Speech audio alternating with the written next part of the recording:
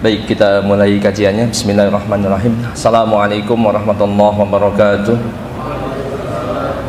Alhamdulillah, salatu wassalamu ala rasulillah wa ala alihi wa sahbihi wa man walah. Amma ba'du. Baik jamaah yang berbahagia, alhamdulillah di kesempatan kali ini kita akan kembali melanjutkan kajian kita.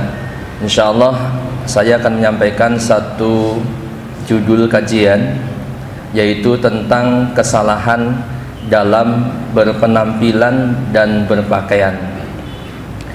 Ini penting untuk disampaikan sebagai pengingat, ya, mengingat zaman semakin kesini semakin kesono gitu ya.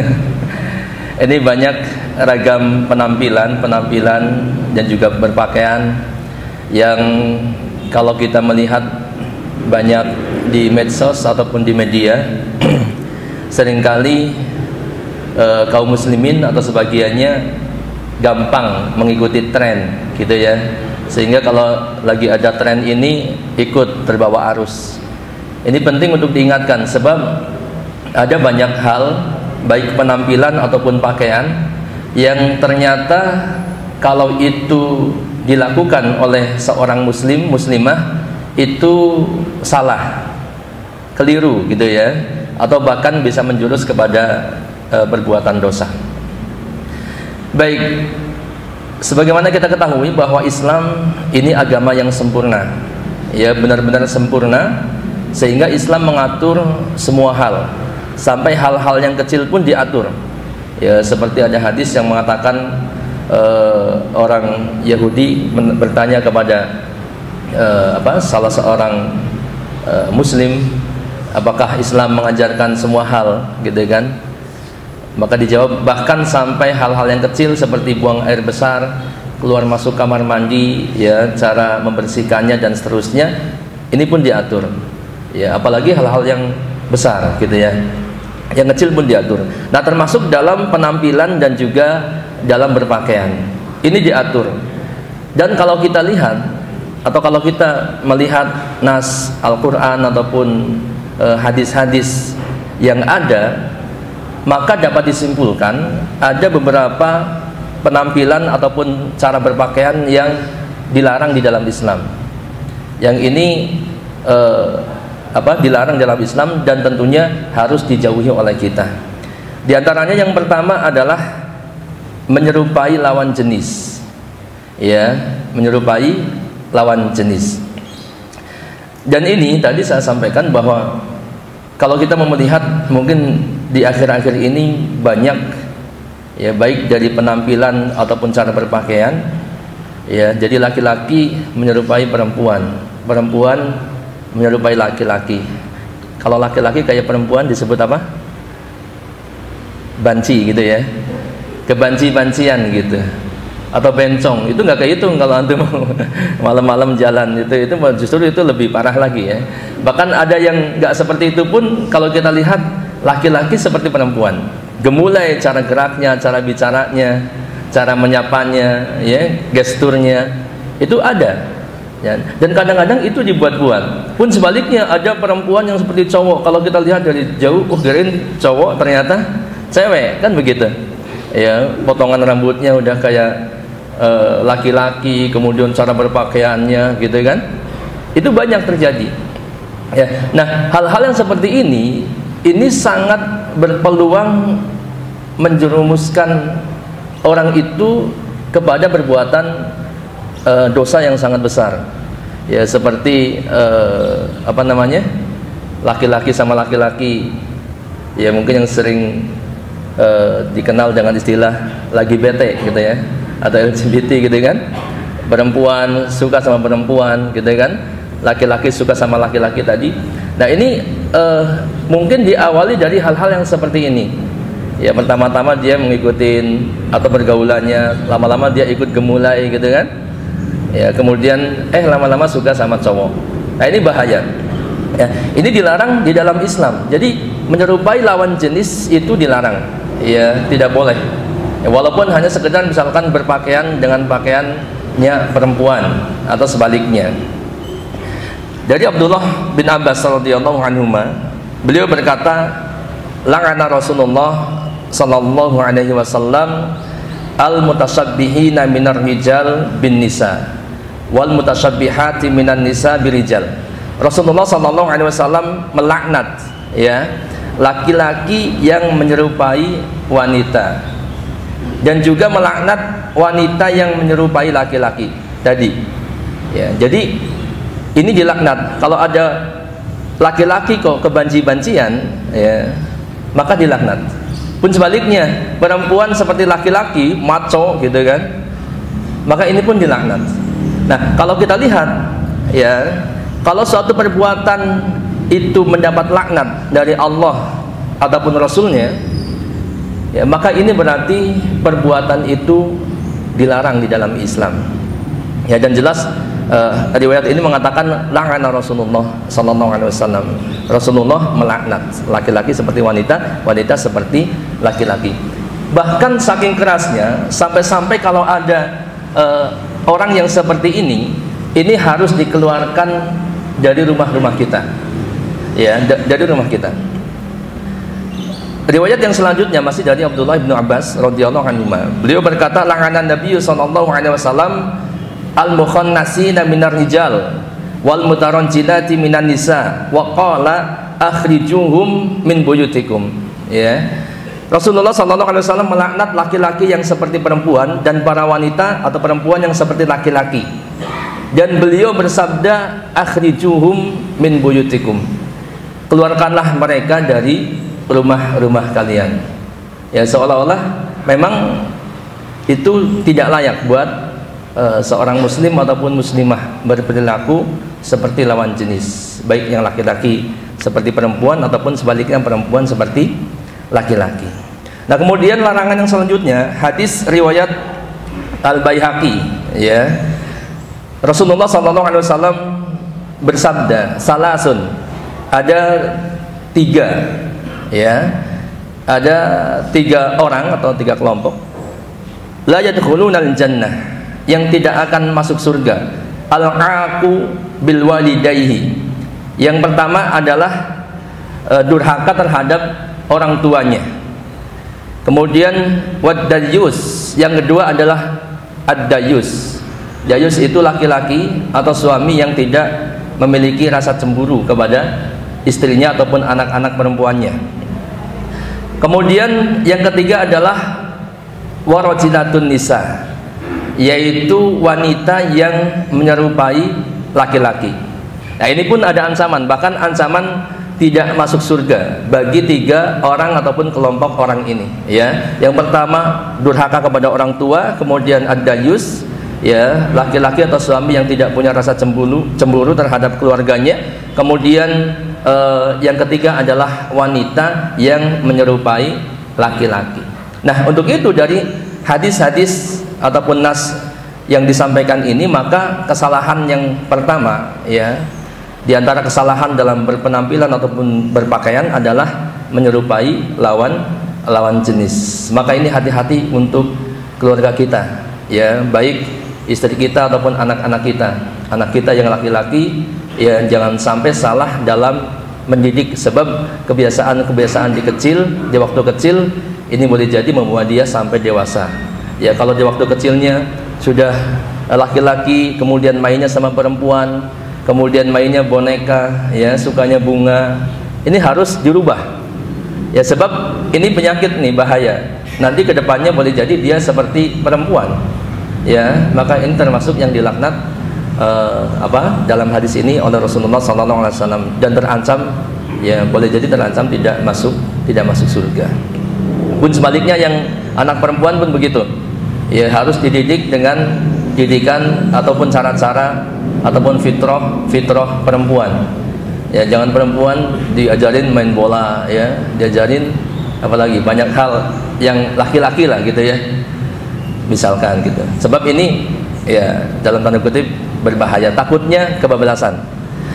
Yang kedua adalah berpakaian tapi tidak menutup aurat, ya, dan ini sudah masyhur ya, jamak sekali ya, di tengah-tengah masyarakat kita. Padahal ini kesalahan, sampai-sampai saking banyaknya seolah-olah kita melihat pun itu seolah-olah bukan kesalahan. ya, baik di masyarakat, realita masyarakat, ya, di depan mata kita ataupun di masyarakat dunia maya. Ya, sampai-sampai kita pun sensitifnya udah hilang. Betul nggak? Merasa begitu nggak? Kalau antum ada orang perempuan lewat nggak pakai kerudung pun kita udah biasa. Ya. Padahal ini adalah kesalahan. Dia berpakaian tapi pakaiannya tidak mencukupi untuk menutup auratnya. Ya, padahal aurat itu diperintahkan untuk ditutup, dan aurat ya, termasuk juga laki-laki. Ya, kalau kita lihat banyak anak-anak muda, misalkan laki-laki, yang muda ataupun yang tua, banyak naik motor celananya pendek sekali gitu ya, sampai setengah paha pun naik ke atas lagi. Dia merasa biasa aja. Ya, apalagi dia laki-laki. Terkadang yang perempuan pun seperti itu, lebih pendek daripada yang laki-laki. Ya. Dan ini sudah menjadi biasa. Padahal ini adalah kesalahan. Ya, aurat laki-laki itu antara lutut sampai pusar. Ada yang mengatakan lutut termasuk aurat, ada yang mengatakan di atas lutut. Lutut bukan aurat. Sehingga kalau kita pakai celana pas di lutut, ya boleh jadi ini aman. Tapi lebih aman tentunya kita pakai celana di bawah lutut. Cuman atasnya harus sampai di atas pusar. Kalau nggak pakai atasan, gitu ya.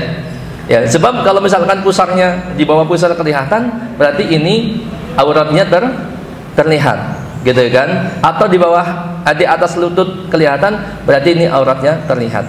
Kita lihat bagaimana batasan aurat laki-laki. Fa inna ma tahta surati ila rukbatihi minal aurah. Karena di antara pusar sampai lutut adalah aurat. Ini laki-laki. Sedangkan aurat wanita ini adalah seluruh tubuhnya, ya. Seluruh tubuhnya, seluruh anggota badannya kecuali apa? Wajah dan telapak tangan, ya. Ini berdasarkan penafsiran dari Ibnu Abbas, yaitu dalam surat An-Nur ayat 31. Wala yubdina zinatahunna illa ma dhahara minha. Dan janganlah menampakkan perhiasan kecuali yang biasa nampak daripadanya. Ya. Ibnu Abbas radhiyallahu anhu mengatakan bahwa yang biasa nampak ini adalah yang dimaksud ayat ini adalah wajah dan kedua telapak tangan. Ya. Jadi ya kita walaupun mungkin antum semua yang ada di sini yang memilih untuk menutup aurat daripada keluarganya, istri dan anak-anaknya adalah seluruh anggota badannya kecuali mungkin mata, gitu ya. Tapi kalau kita melihat kalau ada orang lain belum bercadar, masih terlihat wajah dan tangannya, maka jangan menyalahkan, sebab sebagian ulama mengatakan boleh tampak wajah dan telapak tangannya, gitu ya. Nah, aurat itu wajib ditutup seperti dikatakan oleh Imam An-Nawawi rahimahullah. Beliau mengatakan bahwa aurat itu berarti kekurangan, ya, kurang, aib atau jelek. Itu aurat. Makanya wajib ditutup. Dan ini beliau mengatakan bahwa aurat wajib ditutup dari pandangan manusia, dan ini adalah ijma. Ya, ini adalah ijma, kesepakatan para ulama. Ya, untuk itu harap diperhatikan, ya, sebab ini termasuk kesalahan kalau berpakaian akan tetapi masih menampakkan auratnya, ya. Nah, terkadang menampakkan aurat itu boleh jadi auratnya terbuka atau mungkin tertutup tapi pakaiannya sangat tipis, gitu ya. Ya, ada orang berkerudung, berjilbab, ternyata lengannya pakai legging yang sangat tipis, gitu, hampir menyatu dengan kulitnya, ya. Ini lengan, dan kadang bawahannya itu dahsyat, gitu ya. Sudahlah tipis, kemudian warnanya seperti warna kulitnya. Coba antum bayangkan. Ini benar-benar jangan dibayangkan, bayangkan kesalahannya, gitu ya, maksudnya. Jadi bayangkan ini luar biasanya, dia benar-benar seolah-olah nggak pakai pakaian. Kan begitu. Ini banyak terjadi, ya. Kalau lagi jogging, ya terkadang cuma ditutupin atasnya sedikit pakai rok itu pun rok kecil, ya. Cuman buat hiasan aja, seolah-olah biar tambah apa? Iya, biar tambah gitu. Tapi bawahnya, ya, dia tertutup tapi persis sekali membentuk lekukan tubuhnya, maka ini termasuk tadi tidak menutup auratnya, sebab sama saja dia tidak berpakaian gitu ya. Nah, kita lihat ada ancaman bagi orang-orang yang berpakaian tapi telanjang, istilahnya kan begitu ya dalam hadis ya. Kita lihat hadis riwayat Muslim. Rasulullah SAW bersabda, sinfani min ahlin nar lam arahuma. Ini beliau mengatakan ada dua golongan ya, tapi disebutkan golongan wanitanya ini banyak. Ada dua golongan yang dari penduduk neraka yang belum pernah aku lihat. Ini jadi sesuatu yang luar biasa gitu ya, belum pernah beliau lihat. Yang pertama adalah qaumun ma'ahum siyatun ka'adnabil baqar yadribuna bihan nas. Ya, siyatun ka'adnabil baqar. Jadi ada satu kaum yang memiliki cambuk seperti ekor sapi. Cambuk seperti ekor sapi yang dengannya dia memukul manusia. Ini para ulama mengatakan bahwa ini pemimpin yang dolim gitu ya, atau orang yang dolim, mungkin orang yang punya kekuatan, baik itu preman ataupun siapapun itu gitu ya, dia dolim. Dan cambuk ekor sapi ini adalah satu ibarat gitu ya. Boleh jadi mungkin mukulnya dengan tongkat gitu ya, mukulnya dengan kayu atau bahkan dengan tangannya. Yang jelas dia adalah orang yang dolim. Ini calon penduduk neraka ya. Kemudian yang kedua adalah wanisaun kasiyatun ariyatun mumilatun ma'ilatun ru'usuhunna ka'asnimatil bukhtil ma'ilah la yadkhulnal jannah wa la yajidna rihaha wa inna rihaha la yujadu min masirati kada wa kada. Yang kedua adalah para wanita yang berpakaian tapi telanjang ya. Ada istilah kasiyatun ariyatun, berpakaian tapi telanjang. Jadi tadi yang disebut ya, dia berpakaian tapi pakaiannya lengannya sampai segini, padahal harusnya minimal sampai batas telapak tangan gitu ya. Kemudian bagian bawahnya pun demikian gitu ya, mungkin celana pendek, dia berpakaian pakai celana tapi celananya pendek, betisnya kelihatan ya. Atau dia menutup tadi tapi kemudian lekuk tubuhnya sangat nampak, maka ini termasuk dalam ancaman ini ya. Sehingga di antara ancaman ini di antara kesalahan yang kedua adalah berpakaian tapi tidak menutup aurat ya, baik laki-laki ataupun perempuan ya. Aurat harus ditutup karena aurat adalah aib, kejelekan ataupun kekurangan, bahkan menjurus kepada dosa yang dilarang. Kemudian yang ketiga dalam berpenampilan yaitu mengenakan tato ya di anggota badannya, dimanapun itu. Tato itu dilarang. Ada dari antum yang tato mungkin bekas-bekas gitu. Ini kalau bisa dihapus. Dan sekarang ada satu komunitas hapus tato gitu ya, itu diharapkan dihapus. Dan ternyata tato itu membahayakan buat kesehatan. Ada pernah baca sekilas bahwa orang setelah mentato tubuhnya itu dia menyesal, ternyata tinta tato itu berbahaya buat kesehatan dirinya. Dia akan bercampur dengan mungkin darahnya atau apanya gitu ya, dan itu berbahaya. Baik, tato itu dilarang karena ini termasuk merubah ciptaan Allah. Ya, seperti dalam surat An-Nisa 117-119 ya, ayat ini menceritakan bahwa tentang setan yang menyuruh manusia. Di antara ajakan setan adalah aku akan suruh mereka mengubah ciptaan Allah. Dan ternyata manusia itu mengubah ciptaan Allah. Ya, di antaranya adalah dengan tato. Mungkin kalau zaman dahulu sudah ada operasi plastik mungkin akan disebut ya oplas gitu kan, operasi plastik, cuman plastiknya hitam. jadilah hitam dia. Operasi plastik termasuk di dalamnya, dan yang ringan adalah tato. Ya. Al-Qurtubi rahimahullah mengatakan, wa qalat ta'ifah. Sebagian ulama berkata, al-isyaratu bitagyiri ilal wasmi wa majara majrahu minat tasannu'i lil hasan. Pada ayat ini terdapat isyarat penjelasan tentang makna mengubah ciptaan Allah. Jadi ternyata tato itu termasuk mengubah ciptaan Allah. Yang mungkin antum anggap cuma sekedar gambar, ya. Yaitu dengan, beliau mengatakan, yaitu dengan mentato atau yang sejenisnya dalam rangka dibuat-buat untuk menjadi indah, untuk memperindah tubuh antum. Ada orang yang mentato sekedar pengen punya tai lalat di sini, mungkin ngikutin artis gitu ya. Atau di sini ditatolah di sini hitam gitu.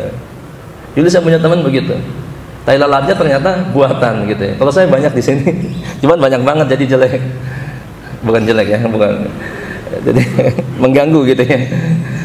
Nah ini ada yang seperti itu, pun perempuan banyak begitu. Bahkan kalau di zaman dahulu, tato itu ternyata banyak dilakukan oleh perempuan, ya, perempuan. Kita lihat Rasulullah SAW bersabda, "La'anallahu al-washimat wal mutawashimat." Allah melaknat orang yang mentato, dan wanita yang minta ditato. Ini wanita, gitu ya. Dan kemudian wanita yang menyambung rambutnya, mencukur alis dan yang minta dicukur, kemudian yang merenggangkan giginya untuk kecantikan dan merubah ciptaan Allah. Ya, hadis ini mengatakan bahwa yang disebut adalah wanita yang mentato dan yang minta ditato. Ya, ini. Tapi ternyata meskipun tato itu pada asalnya dilakukan oleh wanita karena sebagai hiasan, ya, untuk memperindah dirinya, larangan ini tetap juga berlaku untuk laki-laki. Ya, bukan berarti larangan hanya untuk wanita. Sebab kata Syekh bin Baz, beliau mengatakan dalam fatwanya, yang menjadi permasalahannya adalah dia merubah ciptaan Allah. Ya, sehingga ini pun berlaku untuk laki-laki, tidak dikhususkan untuk wanita saja. Kalau laki-laki dia mentato, maka sama, ini hukumnya haram, tidak boleh atau dilarang, ya, tato. Ya. Nah, kemudian berbeda kalau misalkan tatonya ternyata hanya stiker. Ya, misalkan Pak Sam vokalis ya, mantan gitu kan. Kalau vokalis kan gaya-gayaan, ini kaosnya segini lekbong gitu kan. Sini tatonya gambar cicak gitu kan. Kalau cuma stiker maka ini boleh. Dalam arti bukan termasuk yang ini. Biasanya sifatnya sementara gitu ya. Besok juga dihapus, hilang. Ya, walaupun sementara ini antum jangan kemudian tempel di mana-mana gitu, jangan. Ya.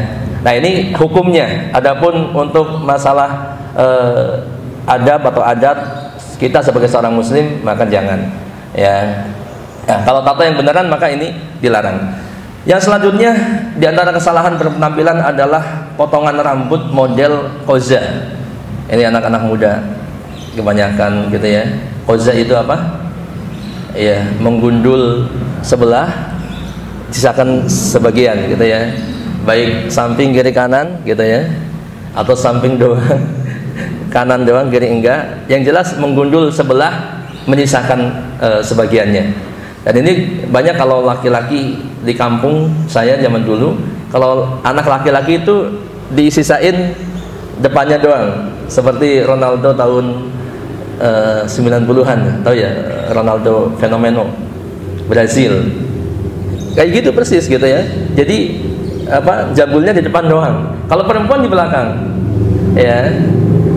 Dan ini termasuk koza, ya. Dan sekarang banyak ya yang potongan ininya habis, kemudian di atasnya masih, ya, ini dilarang. Anna Rasulullah sallallahu alaihi wasallam naha 'anil qaza. Rasulullah sallallahu alaihi wasallam melarang apa? Qaza. Ya, sehingga ini dilarang, apalagi kemudian kalau kita meniru-niru orang kafir maka masuk dalam ancaman man tasyabbaha biqaumin fahuwa minhum. Ya. Yang kelima, laki-laki memakai anting ataupun kalung, ya, Anting, kalung, apalagi kalung emas, kemudian termasuk cincin emas, gitu ya. Ini termasuk kesalahan dalam berpenampilan ataupun berpakaian berhias, gitu ya. Ini jadi ada banyak laki-laki yang kemudian ditindik. Biasanya kalau udah tindik, tato itu satu keluarga ya. Kalau dia tindik masih mungkin punya tato. Kalau dia punya tato mungkin dia ditindik, gitu kan. Ini laki-laki. Ya. Padahal tindik ataupun anting, kalung itu ini adalah kebiasaan perempuan. Ya, seperti Rasulullah SAW pernah setelah sholat Idul Fitri, kalau saya Idul Fitri, ya beliau kemudian mendekat kepada jamaah perempuan dan beliau mentarget mereka untuk berinfak. Ya, maka antum lihat riwayatnya masyhur di tengah-tengah kita bahwa kemudian para wanita banyak yang melepaskan antingnya, ya, anting emasnya untuk diinfakkan. Ya, ini menunjukkan bahwa anting itu memang kebiasaan perhiasan perempuan. Sehingga kalau ada laki-laki kok pakai anting, kemudian juga kalung dan cincin emas, ini dilarang di dalam Islam, termasuk ke dalam kesalahan.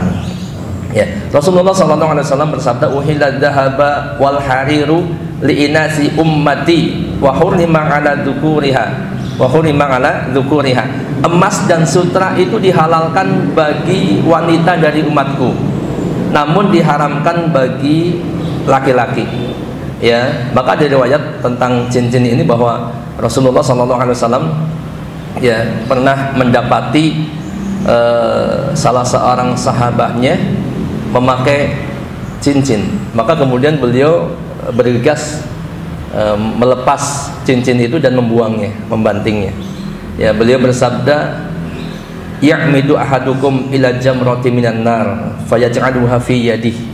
Ya, kalian sengaja mengambil sepotong dari api neraka kemudian meletakkan di tangan kalian, yaitu cincin emas tadi. Ya, antum walaupun antum kaya raya ya, misalkan ini jangan sampai antum kemudian cincinnya emas, kalungnya rantai emas, gitu ya. Cukup antum simpan di rumah, ya, atau antum kasih ke anak, nanti anak kasih, anak simpan di rumah, gitu. Atau dikasih ke istrinya, gitu ya. Termasuk kalung yang bukan emas pun sebenarnya dilarang, sebab ini adalah tadi kebiasaan wanita, sehingga memakai kalung itu tadi menyerupai lawan jenis. Yang ini termasuk dalam larangan tadi, ya. Larangan Rasulullah melaknat laki-laki yang seperti wanita, wanita yang seperti laki-laki, sehingga ini harus dihindari. Baik, yang keenam adalah isbal. Ya, isbal itu antum semua insyaallah sudah tahu, berpakaian tapi isbal, ya, atau isbal dalam berpakaian.